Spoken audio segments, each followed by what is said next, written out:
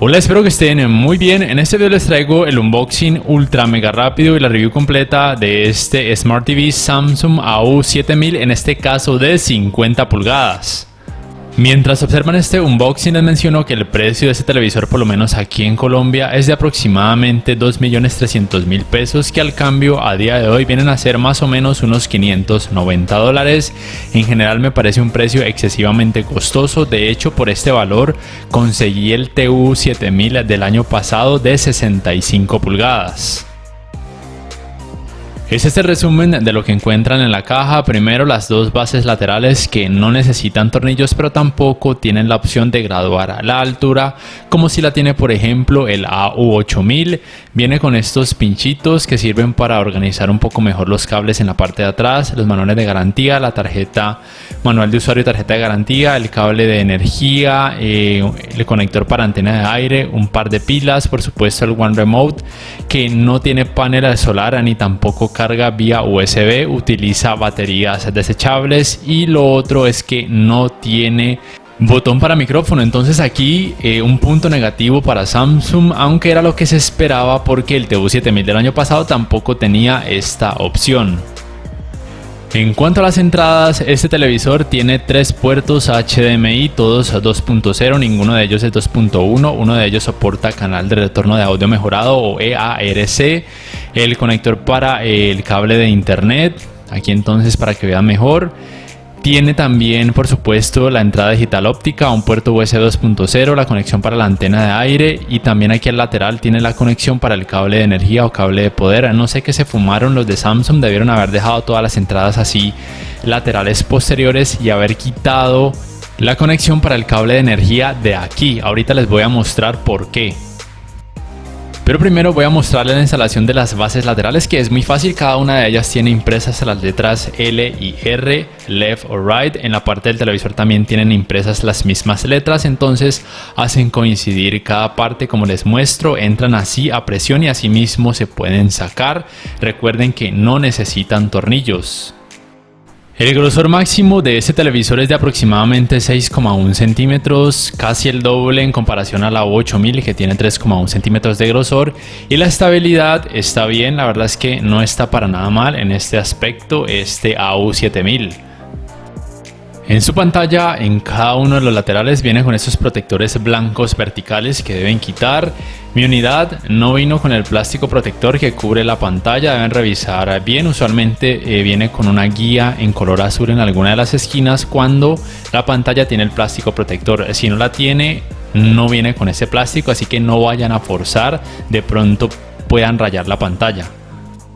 Y en los marcos viene también con estos plásticos protectores transparentes que si quieren los pueden quitar de esta forma que les estoy mostrando.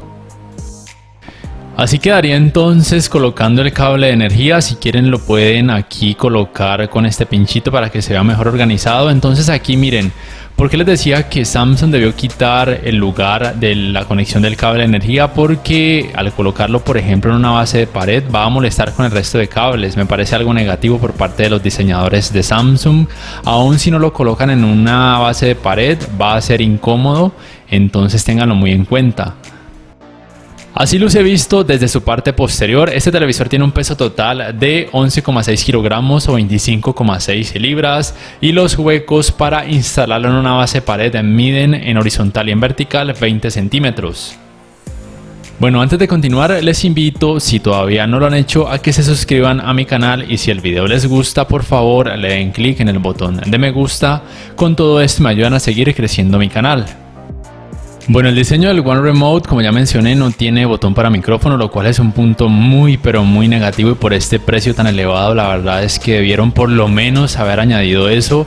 La fluidez del sistema operativo no es tan mala, la verdad es que es un poquito mejor en comparación al TU7000 del año pasado. No se ralentiza ni se queda tan pegado, lo cual me parece que estuvo por lo menos bien ahí Samsung. El tiempo para abrir aplicaciones, y incluyendo por supuesto la tienda de aplicaciones, tampoco está tan mal, me parece que está bien. Teniendo en cuenta que es el televisor gama baja de la gama baja, en cuanto a almacenamiento también está bien, tiene 3,84 GB que es lo mismo que tiene el AU8000 y el AU9000. Cuenta con aplicaciones populares y no populares: Netflix, YouTube, Disney Plus, Apple TV, HBO Max, DirecTV Go, entre muchas otras. Las aplicaciones pueden variar dependiendo de cada país y región. La función de compartir pantalla o screen mirroring, por supuesto que es posible tanto con dispositivos Android como también con dispositivos Apple. Para los Apple deben hacer uso además de la función de AirPlay, que sí está disponible en este AU7000. Lo que no está disponible es la función que se conoce como Multiview. En cuanto al navegador de internet, bueno, como ya saben, no se puede la búsqueda por medio de comandos de voz. Sin embargo, en los televisores de este año y también los del año pasado, en los navegadores de internet, en algunos países todavía no se puede en español, no sé por qué, sí que se puede en inglés. Bueno, así que de pronto aquí no se extraña tanto este apartado del hecho de la búsqueda por medio de comandos de voz. La fluidez del teclado no está mal. El tiempo para abrir páginas web es relativamente rápido, aunque eso también depende de la velocidad de descarga de internet que tengan en sus hogares. Por supuesto, permite reproducir contenido multimedia a través de distintas páginas de anime, películas normales, películas para adultos, etc. Recuerden que algunas de ellas pueden mostrar más publicidad que otras y algunas páginas probablemente no les permitan reproducir el contenido. En esos casos deberán buscar una página web alternativa. Vamos ahora sí con la review en cuanto a calidad gráfica, empezando por el tema de la uniformidad de los colores grises, que me parece que es regular. El efecto de pantalla sucia o Dirty Screen Effect es un poquito más notorio en comparación a otros televisores de esta gama, pero tampoco es que sea terrible, y además solamente es muy notorio cuando la pantalla está así gris, porque cuando el contenido es normal, si lo decimos de alguna forma, este efecto de pantalla sucia es prácticamente imperceptible. Aquí, por ejemplo, podemos ver que el efecto de pantalla sucia no es notorio, por lo menos no para el ojo y cerebro humanos. En cuanto a la cantidad de brillo en SDR, de acuerdo a mis medidas con un luxómetro que pedí prestado, en SDR tiene 249 nits, en HDR 255 nits y en HDR con el modo juego 252 nits. Lo que debo decir simplemente es lo obvio: es un televisor con una muy baja cantidad de brillo, es un gama baja de la gama baja para este año de esta marca coreana. No es un televisor para aquellos amantes a altas cantidades de brillo, es un televisor indicado para aquellas personas que lo van a ver principalmente en habitaciones con mucha oscuridad, porque aun si lo ven en habitaciones iluminadas y aun si el contenido tiene muchos colores vívidos como este, probablemente puedan notar algunos reflejos de lo que tengan en la habitación y a algunas personas les podría llegar a molestar.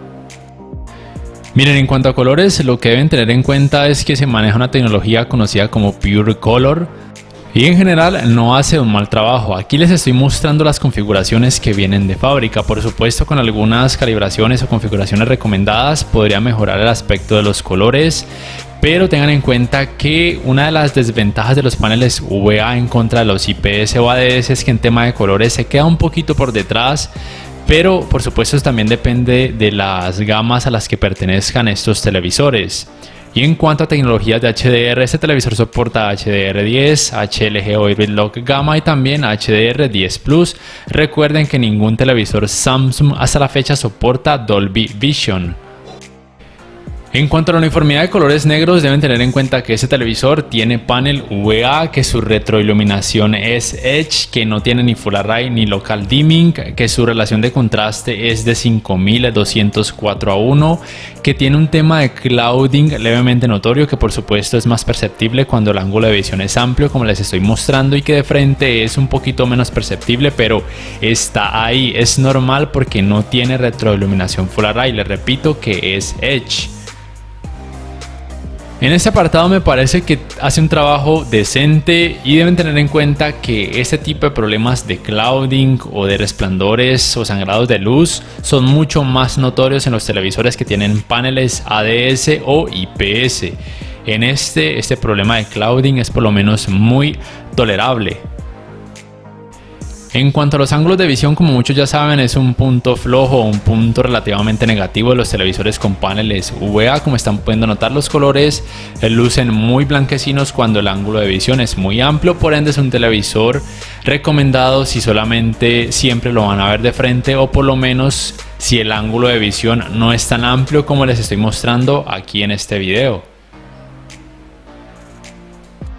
En cuanto al manejo de los reflejos, en este AU7000 no es bueno, primero porque tiene panel VA, segundo porque su cantidad de brillo es muy baja, recuerden en SDR 249 nits y en HDR 255 nits, por ende es un televisor recomendado si siempre lo van a ver en una habitación con mucha oscuridad o por lo menos que no reciba mucha luz ni artificial ni ambiental.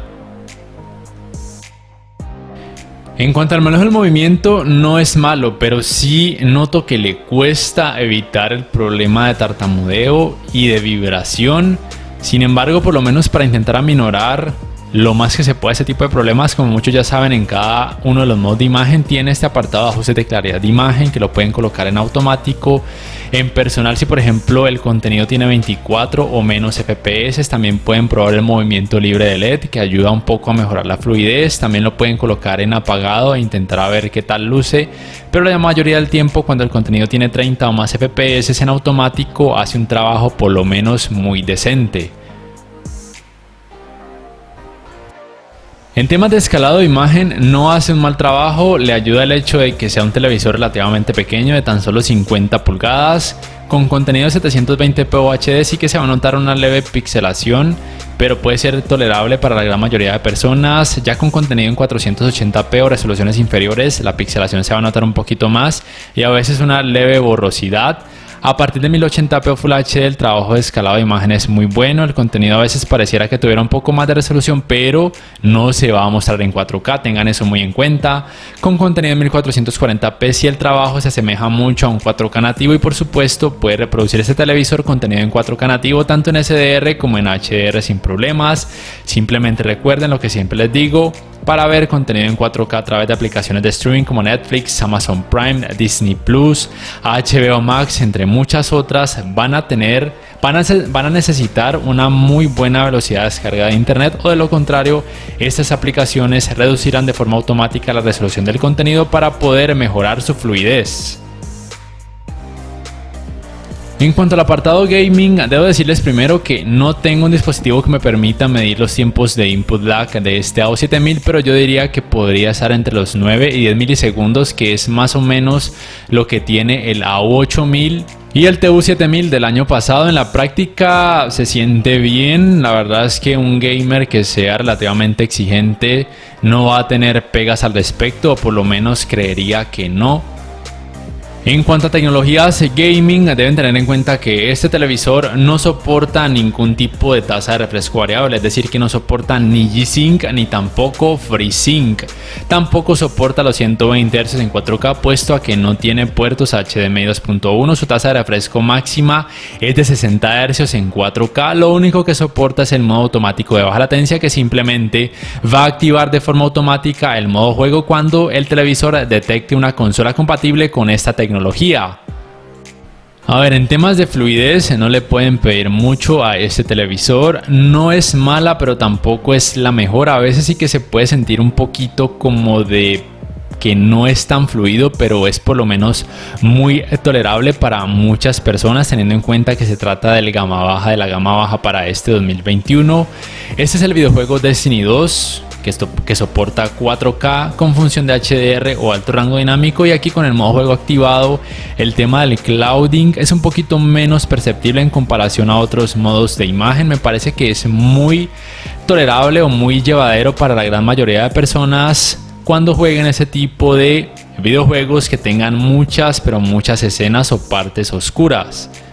Algo similar sucede con este Resident Evil 7, que es en 4K con HDR, aunque aquí los resplandores en los bordes son un poquito más notorios en comparación con el videojuego anterior, pero esto es normal porque su retroiluminación es Edge, no tiene Full Array ni Local Dimming, y como ya dije, estos problemas de clouding y de backlight bleeding o resplandores de luz deberían ser por lo menos muy tolerables para la gran mayoría de personas. Y en cuanto al calentamiento en pantalla luego de casi 2 horas de utilizarlo sin parar, por supuesto también con videojuegos, no está mal. Tiene un rango de entre 34 y máximo 38 grados Celsius en algunas partes de la pantalla. No se siente un calor excesivo al acercarse a ella, así que me parece que es decente en este apartado, este AU7000. Bueno, como ya es costumbre, sabrán que al final de este video van a poder escuchar y observar el rendimiento del sistema de sonido de este AU7000, que de potencia tiene 20 watts, que en cuanto a tecnología soporta canal de retorno de audio mejorado, también soporta Dolby Atmos y Dolby Digital, pero solamente cuando se conecta un dispositivo compatible con estas tecnologías por medio del puerto HDMI que soporta el canal de retorno de audio mejorado. Si me preguntan si vale la pena o no ese televisor, yo les diría que no, porque primero tiene un precio muy elevado. Por supuesto, yo lo conseguí a un precio, sí, muy elevado, $590, ese tamaño de 50 pulgadas, porque apenas este tamaño se está empezando a ofrecer en algunos almacenes aquí en Colombia. Pero la verdad es que, por ejemplo, el AU8000, que es mejor, de 50 pulgadas se consigue de hecho a un precio más económico, casi $550, porque ya lleva más tiempo en el mercado colombiano. No sé en sus países el AU7000 de 50 pulgadas qué precio tenga, pero la verdad es que no debería tener un precio más allá de los $450. Aún así me seguiría pareciendo una opción muy pero muy poco recomendable. Entonces, para que lo tengan muy en cuenta, no es un mal televisor, pero la verdad es que sí carece de algunas cosas que otras marcas por el mismo precio, de hecho por precios más económicos, incluyen en sus televisores de gamas bajas. Me gustaría saber ustedes qué piensan en la caja de comentarios. Si este video les ha gustado, les invito a que por favor le den me gusta, que se suscriban a mi canal si aún no lo hacen y que activen la campanita de notificaciones para que puedan saber al instante cada vez que subo un nuevo video. También si pueden apoyarme por medio de Patreon, con todo esto me ayudan a seguir creciendo mi canal. No siendo más, entonces los invito para que puedan juzgar el rendimiento del sistema de sonido de este Smart TV Samsung AU7000 de 50 pulgadas.